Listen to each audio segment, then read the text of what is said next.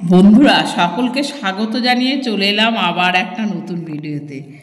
আমরা শান্তিনিকেতন থেকে আবার ঘুরতে যাচ্ছি কঙ্কালীতলা মন্দির। শান্তিনিকেতনের এটা খুব কাছে, সেই জন্য ভাবলাম যাই কঙ্কালীতলা ঘুরে আসি। তো এই যে আমরা একদম মন্দিরের কাছেই চলে এসেছি, মন্দিরের গেটের কাছে চলে এসেছি। তো থাকুন আমার ভিডিওতে, যদি ভালো লাগে অবশ্যই লাইক করবেন। আর আমার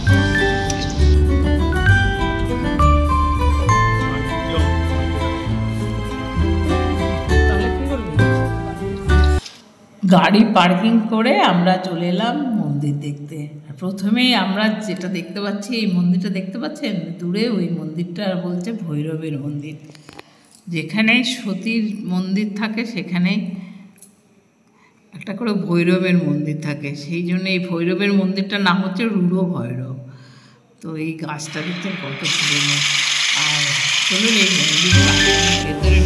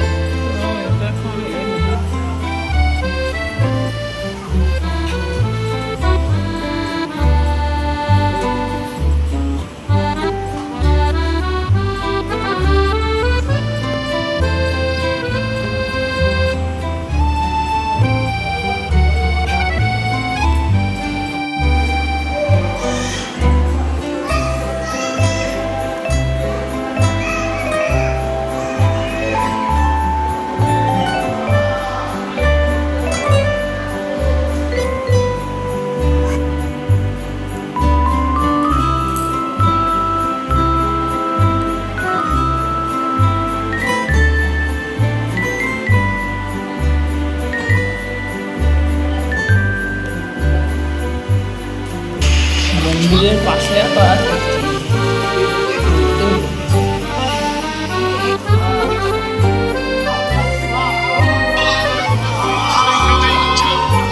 ওই মন্দিরের পাশ দিয়ে রাস্তা আছে মা কঙ্কালীতলার মন্দির। ওই দেখুন মা কঙ্কালীতলা লেখা আছে, জয় মা কঙ্কালী। এই যে এখান থেকে মন্দিরটা একটু দেখাও যাচ্ছে।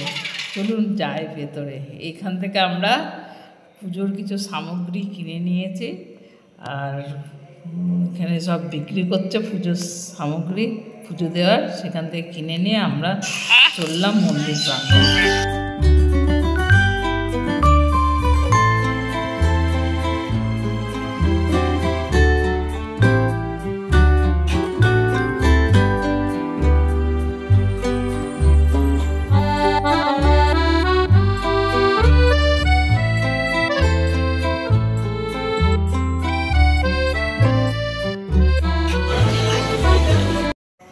পুজোর সামগ্রী নিয়ে চললাম একদম মন্দিরের গর্ভগৃহে। আর এখানে দেখছি, এখানেও দেখছি পুঁতে হচ্ছে, অনেক লোকজন পুঁতে করার জন্য এসেছে, পুঁতে দিচ্ছে। আর আমি একেবারে ভেতরে চলে যাচ্ছি। আর মন্দিরের ভেতরে গিয়ে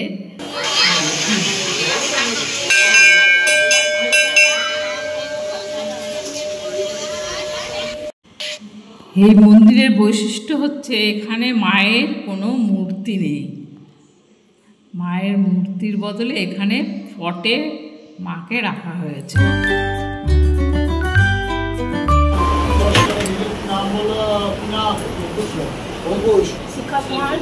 অঙ্কুশে আর শিখা নিয়ে অঙ্কুশে সুভাষাতি রাজি সর্বমঙ্গল কমলাতে বা কঙ্কালী চলদিকা শিবের দক্ষিণা কালিকার ওয়াই ও সাহেব মানসিক শান্তি কমলাতে সর্বকল্যাণ কমলাতে বা কঙ্কালী চলে পুষ্পাঞ্জলি দেবী কঙ্কালিকার ভাই ও ভাই সবরি ভাবাই চন্দ্রভাই। এই দেখুন সুন্দর সিংহাসনে মাকে পটে এঁকে রাখা হয়েছে। এই যে মায়ের মূর্তি, এটাই হচ্ছে মায়ের মূর্তি।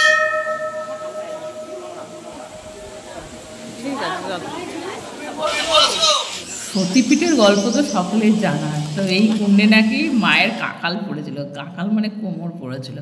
তো এই সতীপীঠে খুব মাহাত্ম্য, এখানে জল নাকি কখনোই শুকায় না। বলছে 26-27 বছর পর হয়তো একবার শুকায়, যতই গরম পড়ুক যাই হোক এই সতীপীঠের জল কখনো শুকায় না। তার জন্য আমি একটু সতীপীঠের জল নিয়ে নিজের মাথায় একটু নিয়ে নিলাম।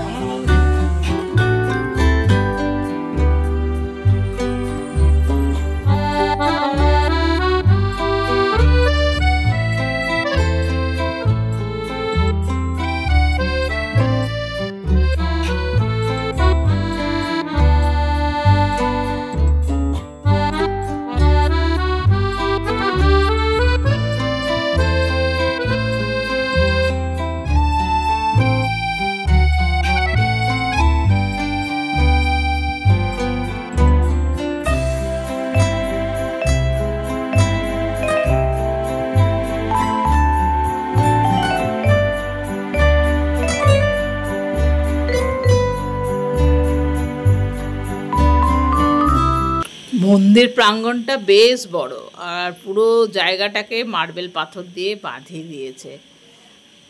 আর এই যে মন্দিরের কার্নিসে দেখতে পাচ্ছেন, মন্দিরের কার্নিসে সতী যত অঙ্গ আছে কোথায় কোথায় পড়েছিল সেগুলো সুন্দর করে ছবি এঁকে আর জায়গাগুলোর নাম সব লিখে দিয়েছে। আর আপনারা তো দক্ষযজ্ঞের কাহিনী তো সকলেই জানেন প্রায়। তো এই দক্ষযজ্ঞ করেছিল সেই সময় তার মেয়ে সতী এই যজ্ঞে নিজের জীবনকে আহুতি দিয়েছিল শিবের অপমানের জন্য, শিবকে অপমান করা হয়েছে বলে।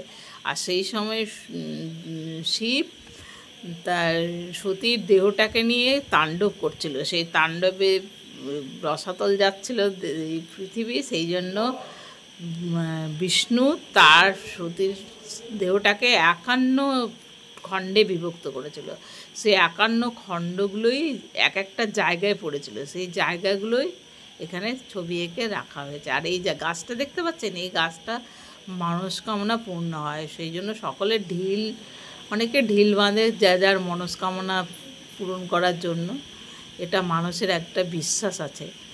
আর এখানে দেখছি মন্দির প্রাঙ্গণে বিয়েও হচ্ছে, পৈতে হচ্ছে। আর এটা হচ্ছে গর্ভগৃহ।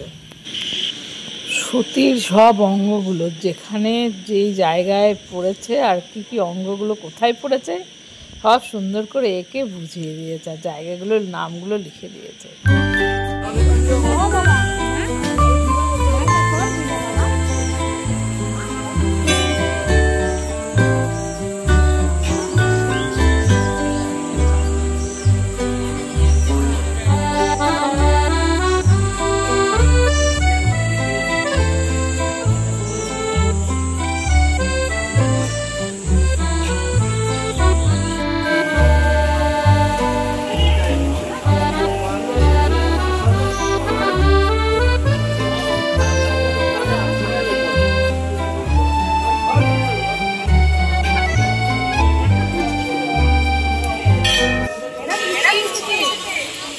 মন্দির আমাদের পুরো ঘোরা হয়ে গেল, আর মন্দিরটা দেখে বেশ ভালো লাগলো। অনেক বড় জায়গা নিয়ে মন্দিরটা, সেটা তো দেখলেনই।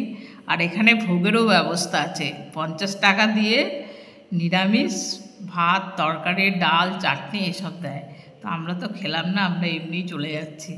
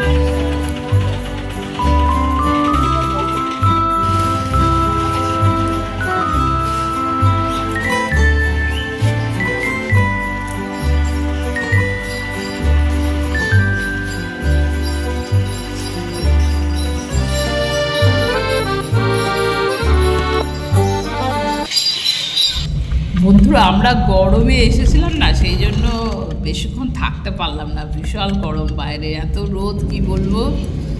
আর এখানে যেমন ভোগের ব্যবস্থা আছে, থাকারও ব্যবস্থা আছে এখানে, কিন্তু আমরা তো থাকলাম না, আমরা চললাম।